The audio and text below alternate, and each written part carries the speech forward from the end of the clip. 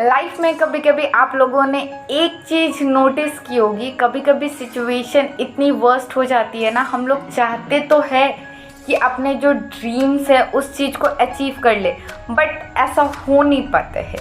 वो क्यों नहीं हो पाता है, उस चीज़ को एक स्टोरी के थ्रू रिलेट करता है। Hello everyone, Priyanka this side. तो बहुत समय पहले की बात है, एक जंगल में बहुत सारे जंगली जानवर रहते थे एंड वहाँ मेढकों की लड़ाई चल रही थी कि कौन सबसे ज़्यादा बेस्ट है, कौन सबसे ज़्यादा सबसे ताकतवर है एंड कौन सबसे ज़्यादा फोकस्ड है। ठीक है, बहुत सारे मेढकों की लड़ाई हो रही थी। तो जो वहाँ का राजा होता है, जंगल का राजा कौन होता है, वो होता है शेर। तो शेर डिसाइड करता है कि आज मेढकों की रेस होगी, जो इस रेस में जीतेगा वही मेढकों का राजा या फिर वही मेढक सबसे शक्तिशाली होगा।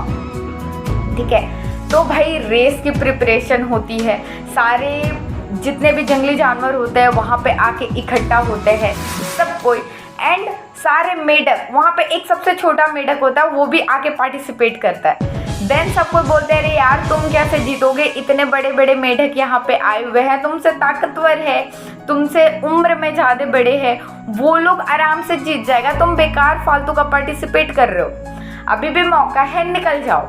ठीक है, देन उन लोगों को बताया जाता है कि आपका टारगेट क्या है, आपको पहुँचना कहाँ तक है।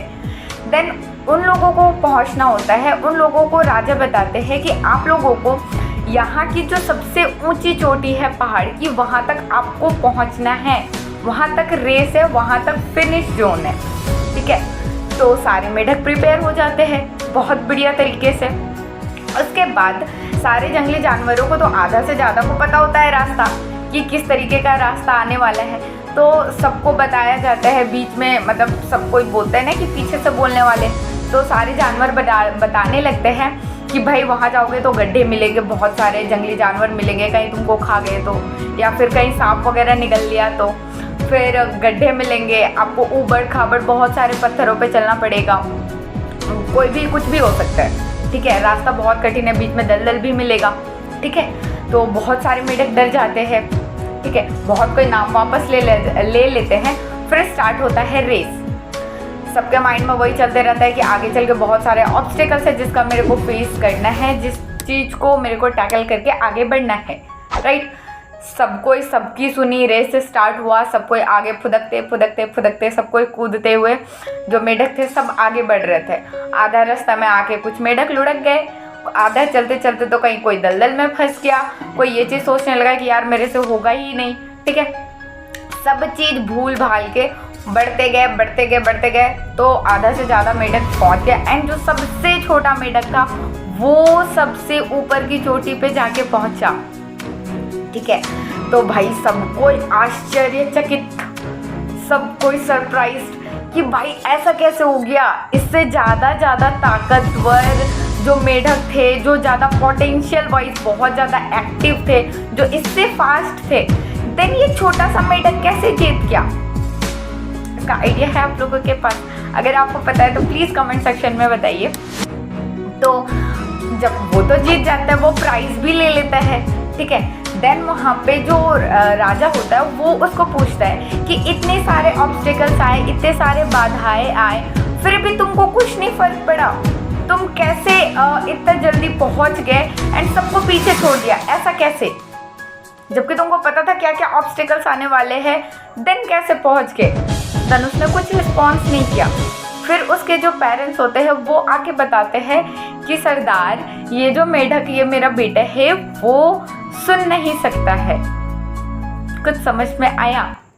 सिमिलरली लाइफ में भी इसी तरीके का चीज़ होते हैं, इस तरीके की चीज़ आपके साथ बीतते हैं आपके ऊपर। कभी भी लाइफ में, कभी भी भीड़ से हट के आप कोई डिसीजन लो ना करने का, जहाँ आप भीड़ से हटे, जो रेगुलर बेसिस पे पर्सन कर रहे हो वो अगर आप नहीं करते हो, देन आपके ऊपर वही जो पीछे से जो मेढक को बोलने वाले पर्सन थे ना, उसी तरीके के आपके पीछे बोलने वाले बहुत सारे पर्सन होंगे कि यार तुम तो आगे बढ़ रहे हो, ये डिसीजन तो ले लिया, बट इसमें ये होगा, तुमसे नहीं हो पाएगा, नहीं कर पाओगे, बहुत सारे ऑब्स्टेकल्स है, ऐसे ही कोई थोड़ी ना आगे बढ़ जाता है। तो कहीं ना कहीं हम लोगों के माइंड में ना नहीं चाहते हुए भी वो चीज़ घर कर जाता है कि यार बहुत ज़्यादा मुश्किल है, आज तक कोई सक्सेसफुल नहीं हो पाया इस जर्नी में, मैं कैसे सक्सेसफुल हो जाऊंगी। तो हमें उस मेढक से सीख लेनी चाहिए कि कभी भी ऐसा सिचुएशन आए ना तो देन अपना कान बंद करो एंड फोकसली अपने टारगेट को अचीव करो, क्योंकि जितना दूसरों की सुनोगे उतना माइंड होच पोच होगा। तो फोकस करो एंड जो भी है जिसको जितना बोलना है बोलने दो। लास्ट में जब आप अपना टारगेट और जब अपना सक्सेस जो ड्रीम है वो अचीव कर लोगे ना, तब सारे जो भौंक रहे थे पीछे, जो बोल रहे थे आपके पीछे, वही आपको सपोर्ट करेंगे। मैंने तो बोला ही था इसमें पोटेंशियल है, आराम से जीत सकता था, मैं तो इसको इनकरेज कर रही थी या इनकरेज कर रहा था। ओके, तो मोरल ऑफ द स्टोरी ये है कि just focus on your target and goal and forget everything. कौन क्या बोल रहा है डजंट मैटर, भाड़ में जाए जनता, वही वाला सीन है ना, अपना काम बनता भाड़ में जाए जनता। Thank you so much.